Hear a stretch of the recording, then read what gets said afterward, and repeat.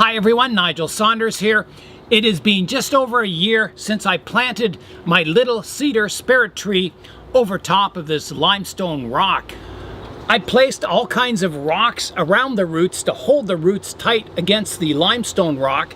So today we're going to be removing all these rocks because this planting weighs a lot.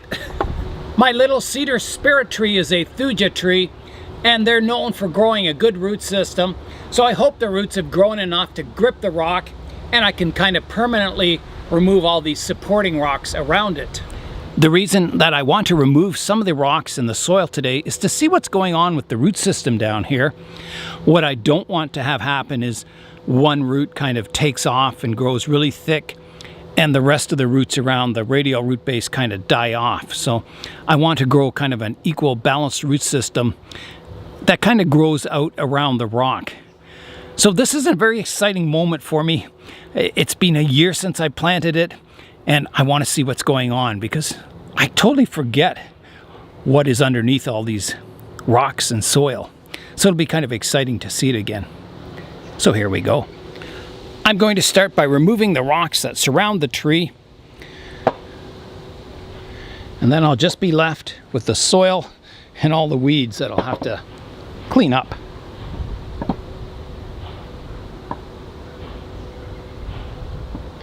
Now I think that is part of the original rock that I planted it on. I think there's kind of a high point and then a little plateau that the tree roots grip. So let's get out the root rake now. All right, here I go with the raking. So a lot of these surface roots that are sticking up too high, they'll just kind of air dry and die off. The only roots I want to keep are the ones that kind of are gripping the rock tightly. So I would say, out of all these fine roots, only maybe 25% will remain in the final planting.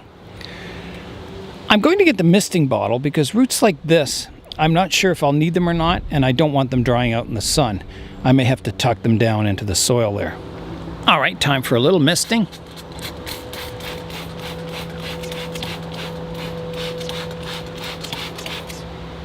That's good. So I'll continue going around the tree, combing away the soil, exposing the rock more, getting rid of weeds.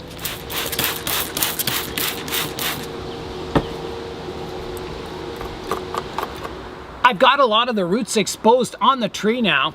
So now I want to test the tree and see how stable it is on the rock. If it looks like it's really loose, then I know I have to put the soil back on and cover it up for another year. If the tree is fairly tight on the rock, then I can leave some of the roots exposed. So here I go. It's on there pretty good. It wiggles a little bit, but it's definitely kind of anchored in place. So that's a good thing. So I can definitely expose some of these surface roots, and then I'll cover up the rest with just moss, and that should hold the tree in place just fine. The top part of a root, like up here, around here, they don't take in any nutrients at all. It's only the root tips, the fine kind of white root tips, that absorb water and nutrients and feed it up to the tree. So I can expose all these roots at the base of the tree, and it won't hurt the health of the tree at all. I'll start to comb out the soil, kind of bare rooting the upper portion of the root base. So I'll use my mister, I'll put it on jet. There we go. And I'll kind of get rid of the soil in the upper section here of the roots. And I can start exposing these parts of the roots to sunlight so they build up and they'll get bark on them and start to look kind of old and match the age of the tree eventually. So I'll get some of this soil out of this pocket here.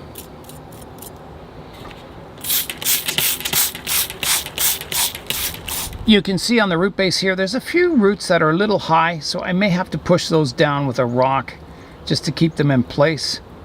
I don't want to lose some of these nice radial roots. There's one dead root here I can remove. That didn't make it.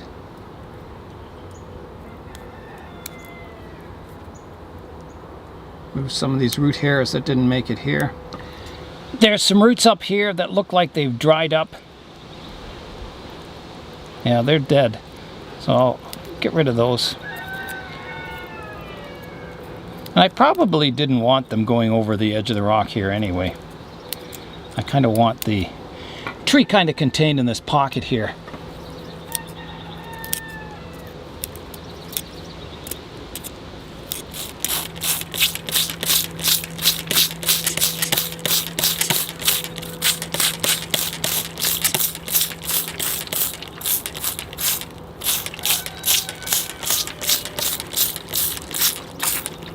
I'll do a little root pruning here, getting rid of some of the high roots. You can tell the roots that are alive are a nice reddish color, and when they die they kind of turn black. So this root has to be relocated. This one here. So I'll dig out this pocket here, and I can put fresh soil in here, so it's no problem digging out the soil. And then it's got to get pulled out like that, so there's enough length to kind of push it against here, against the rock. So that's looking better.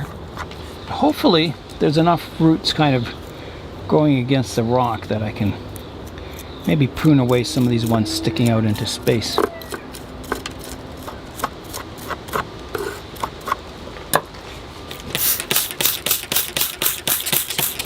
You can see at the moment it's like a cascade of roots coming off here. So in the final planting, I only want like maybe 3 or 4 roots here, not 100. So the ones that are growing close to the rock will live.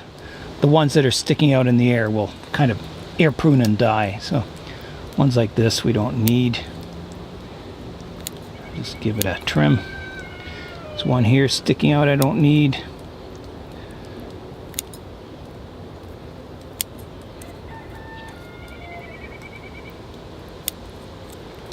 I'm back to the front of the tree, and this is kind of the most critical area because this is where you'll see all these roots. So I got to make sure they're looking good from the front here. So I've got a few that are trying to grow across the rock here. And this rock will get raised up in the future. I'm keeping it low in the pot at the moment until all those roots get more established. I've got the tree to the point where I've kind of got the roots exposed. You can see the original rock it's planted on. So I think now I've got to apply moss around the roots, just kind of maybe about that high, leaving the top of the roots exposed. And then they'll sort themselves out. Out of these hundreds of roots on here, there'll only be a few that'll survive, and the rest will kind of dry up. And that's what I want. I only want, maybe, I don't know, 10 to 20 surface roots around this tree, kind of gripping the rock, and the rest will eventually dry up or get pruned away. So I'll find some moss now to place around the tree. I found a good selection of moss in the front sidewalk there. It grows in full sun, so I'll give it some water. It's very dry. We've had a very kind of dry spring. So I'll get it soaking, and then I can apply it to the planting. That's the spray I'm looking for. All right, let's start putting it around the base of the roots. Before I start applying the moss, I'm just having a look at the root system, and I notice there's one root that kind of, I don't know, it does something funny. So I'm going to remove that. So it starts way up here. So that's gone. I'll just peel it out of there. There. Now, I don't want any kind of major crossing roots. That one's got to go. Anything that's going to look funny in the future. I don't mind like if minor roots crossing that, but you want a basic major root structure that's in place first. A radial root structure. And then, as the tree gets older and older, maybe you'll develop some finer roots crossing your thicker ones. So you want your thicker roots to be sorted out, and then the minor ones can be the imperfections in the root base that give it that natural look. Okay, am I happy with that? I think I am. Let's start applying the moss. So I want the moss kind of maybe up here. I don't want it going all the way up to the base of the tree, but I want to expose a bit of the roots, so I'm going to push it in right here. And I find that the cracks in the sidewalk, they fill up with this fine silt. I guess it blows across the sidewalk and, you know, the dust settles in the cracks. So the moss grows in really fine soil, which is excellent for growing moss, and it's good for this kind of work. It almost makes kind of a natural mud. I'll put moss underneath and it'll support it, that layer that I have up top. So this moss doesn't look very good at the moment, and that's because it's dry out. I planted my Ficus Microcarpa and I put the same kind of moss around it, and it looked dry and crusty. I'll show you that moss now. Here's my Ficus Microcarpa, my very first bonsai that I grew from a seed. And here's a look at that moss. That was dry and crusty, and now it's just like velvet. It's so beautiful. Yeah, it looks really nice at the base of the tree. So that'll slowly creep up towards the root base, and I will eventually have to, you know, keep it trimmed back from the tree. So yeah, it's looking good, the tree. It's starting to grow with vigor from being outside here. I don't have it in the greenhouse because I find the trees grow better on the bench where they get a cool breeze, full sun, and I keep them watered and fertilized well. If I want to grow aerial roots, the best thing is once they're growing really, really vigorously, then you put it in the greenhouse and keep them a little darker, and that seems to really stimulate roots. And so I'm going to try that later on this year. Once it starts growing like out of control, I'll put it in the greenhouse, keep it really hot and humid in there, and see if I can grow roots.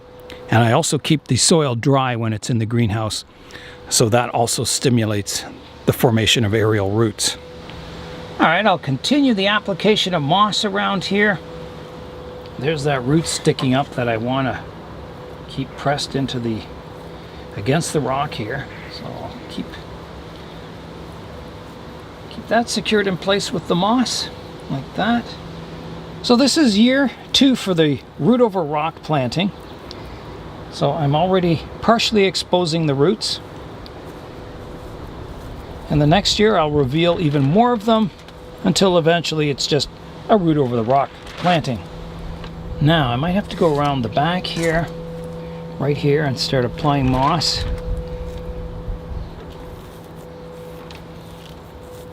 Again, making sure it's into the roots nicely. I'll keep it moist and keep kind of applying the moss to get it into those roots, kind of working it into the roots almost.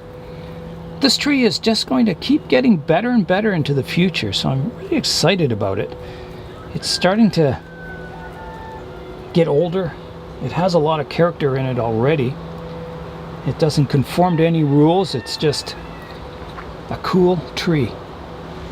And I'm going to put a bit of moss up top here on the plateau, just to kind of give it a little pocket of soil to grow roots in, and they'll probably grow in here and down eventually. As they say in Jurassic Park, life always finds a way. As long as I expose some roots today, I'll be happy and get rid of all those really heavy rocks. This thing was really hard to lift. It's like one of my smaller trees, but it was one of my most heavy. It was even heavier than some of those great big landscape plantings. This is looking really good. The moss is really forming to the roots now, holding that moisture in. Yeah, this is going to be good. Okay, so I just got to plant around here. And I just going to put moss here just so the weeds don't grow up. I got some more dried up moss, so I'll give it some water and hydrate it. Fill the whole thick tray up here. There. Let that soak for a bit and then I'll apply it. Alright, I'll continue applying the moss now.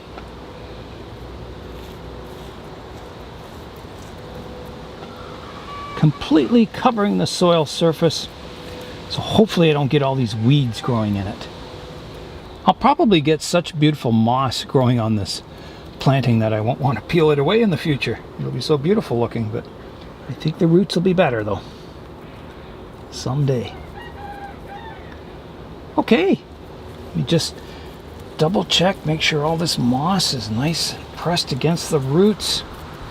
That's all looking good. Here's a look at the tree now. It maybe doesn't look like a root over rock planting yet, but big steps today getting all those rocks removed around the root base, kind of holding those roots against the main rock. So that was a big step, getting rid of those. Getting the moss planted around there, which will help those roots stay hydrated, kind of transitioning it from, you know, dry roots up at the top down to the moist roots in the container. So I think you're going to see it grow really well this year. I'm looking forward to the next year where I can remove even more of this soil and moss from around the roots. That'll be exciting. And gradually, you know, exposing the entire rock eventually and raising that rock up so you can see it, so it looks like a tree that's growing off the edge of a cliff, just like the real little Cedar Spirit Tree. So I need to go up top now. It's starting to get its new growth in for this year, and these trees just kind of continually grow throughout the whole summer. So I need to do some pinching up top just to kind of balance the vigor on the tree. I'm starting to get a few of these rocket type branches. They'll just take off and grow really vigorously. So I'm just going to pinch the tips off of those, kind of balancing the vigor on the tree so these shoots don't just take off and shoot up. Maybe I'll take even more off that one. And kind of grow the tree out a little more evenly. And that may cause back budding in here, and you know, eventually I can do further styling to the tree. I think that's pretty good for the pinching. I think I've kind of balanced the vigor a bit. I'll keep at it over the summer, trying to get more branch structure so it gives me further choices for pruning in the future. Because I want to keep this tree fairly compact and I want it to look really old, so I'll get a lot of branches with character, I hope. I didn't do any pinching on the tree last year because it was repotted over the rock. And my first priority after repotting a tree is to regrow the roots. So I just left it grow wild last year, and then in spring I pruned it back, and now I've pruned it again. So this year I'll be able to do more, you know, branch pinching on it to kind of keep it shaped and more compact. It's time for today's updates. My Cascade lemon tree here is getting all kinds of new growth on it all over. So there's my apex and then my sort of semi-cascading branch here. So all kinds of new shoots, so that's good to see. Looks like it's growing well this summer. I think it'll be a cool tree someday. Here's the counterpart to the little Cedar Spirit Tree, and I call this one the Witch's Tree. Both look kind of contorted and twisted and spooky looking. This one is also a very heavy planting. You can see all the rocks I have around it to hold the roots against the rock that's buried in here. And you can also see all the liverwort. I gotta get to this one next, I think, or soon. Yeah, this tree's getting a lot of character on the trunk. It's pretty cool. I think this will also be a nice tree in the future. So I'm dying to, you know, eventually get this exposed with just root over rock. And this is a sort of a landscape planting. So you have the water over here and the main rock over here, which I don't think that's not it there. So it's hidden underneath here. So yeah, that'll be exciting to get this one exposed in the future too. My flat top Scots pine is sort of a more advanced root over rock planting. So you can see the roots growing over top of the rock here. And it's not 100% stable on the rock, but it's pretty good. These are thickening up these roots. And this was done exactly the same way. Rocks holding the roots against the main rock here, and then slowly exposing it. My Ficus Microcarpa Fancy is still doing well. It's in full sun now. I've taken it out of the greenhouse. I just keep it well watered and misted. It's doing well. My ponytail palm is growing really well, and I debated about, cutting it back this year. And then I thought, well, see all these hanging leaves? They kind of hang lower than the pot here. So, and I would like to raise the tree up, grow it a little higher, so when all these leaves are cascading down the sides, it's kind of at the level of the pot here or even higher. So I think I'll do that. I think I'm going to grow all these tops taller so I can get these leaves raised up so you can get a view of the trunk. Right now it's kind of hidden by all this foliage. So that's my plans for the ponytail palm. I'll just let it kind of grow and mature for the summer. On the other side of the coin, my yucca forest here is growing too tall. You can see all these shoots are extending up quite high. So this year, in the middle of the summer when it's really hot, I'm going to do a chop on all the trees, cutting them back to size, and then I'll see what new shoots come out.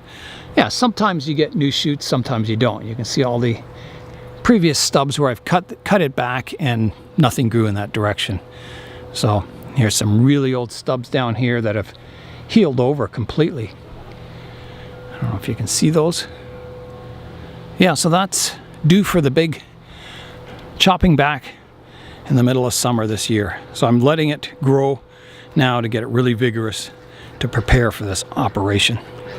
The Japanese black pine that I repotted this spring is growing really well. Once these needles kind of mature a bit, I'll start removing these lower needles. There's a few that have dried up already. So you can see the base of the tree. Right now you can't see anything there. You can't see any of the trunk. So it'll be kind of nice to raise that up a bit. I've got my little Cedar Spirit Tree back on the bench here in full sun. So I'll keep it misted and well watered so it doesn't dry out much around the roots here over the next few weeks, maybe even month. The weather is just fantastic today. There's a cool breeze. It's sunny, warm. I love it. And that's all for today. I'm Nigel Saunders. Thanks for joining me in the Bonsai Zone.